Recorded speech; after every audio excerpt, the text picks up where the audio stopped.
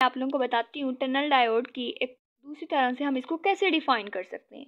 तो बच्चों, ये देखें हमारे पास वो वाला डायोड फॉरवर्ड पोटेंशियल की दो वैल्यूज़ हो हमारे पास और उसके दरमियान वो हमें नेगेटिव रेजिस्टेंस शो करे, उसको हम क्या कहेंगे? टनल डायोड कहेंगे।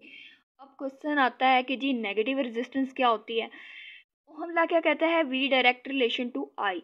अगर हमारे पास पोटेंशियल बढ़ रहा है तो इट मीन्स करंट भी बढ़ रहा है। लेकिन अगर हमारे पास ऐसा हो जाए, अगर हमारे पास ऐसे हो जाए कि अगर हम लोग करंट को क्या कर रहे हैं? बढ़ा रहे हैं, वोल्टेज भी बढ़ रहा है।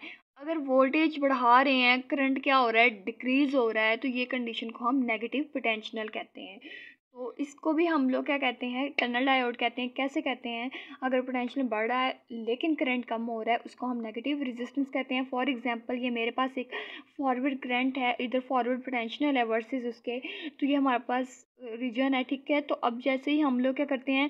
पोटेंशियल को बढ़ा रहे हैं, ठीक है, तो क्या हो रहा है? हमारा करंट भी बढ़ रहा है, तो इसको हम कहेंगे पीक करंट और पीक पोटेंशियल पे मिल रहा है। यहाँ पर क्या हो रहा है? इस पे हमारे पास पोटेंशियल बढ़ाने से करंट कम हो रहा है, तो इट मीन्स मिनिमम करंट पे हमें मिनिमम पोटेंशियल मिलेगा। तो इस वाले रीजन को हम लोग क्या कहेंगे? नेगेटिव रेजिस्टेंस रीजन कहेंगे, ठीक है। तो अब ये दो हमारे पास क्या हैं? फॉरवर्ड पोटेंशियल की वैल्यूज़ के दरमियान हमें नेगेटिव रेजिस्टेंस मिल रही है, तो इसे हम क्या कहेंगे? टनल डायोड कहेंगे। आगे अगर इसी तरह चलते जाएं, कन्वेंशनल करंट होगा मींस वोल्टेज बढ़ाने से करंट भी बढ़ रहा है। तो ये अनदर डेफिनेशन थी किसकी? टनल डायोड की। आगे इसकी एप्लीकेशंस देख लेते हैं, इसको कहाँ कहाँ यूज़ किया जाता है। इसको क्लिपर्स में, क्लैम्पर्स में, रेक्टिफायर्स में, वोल्टेज मल्टीप्लायर में, स्विच में, ऑसिलेटर में इनमें यूज़ किया जाता है।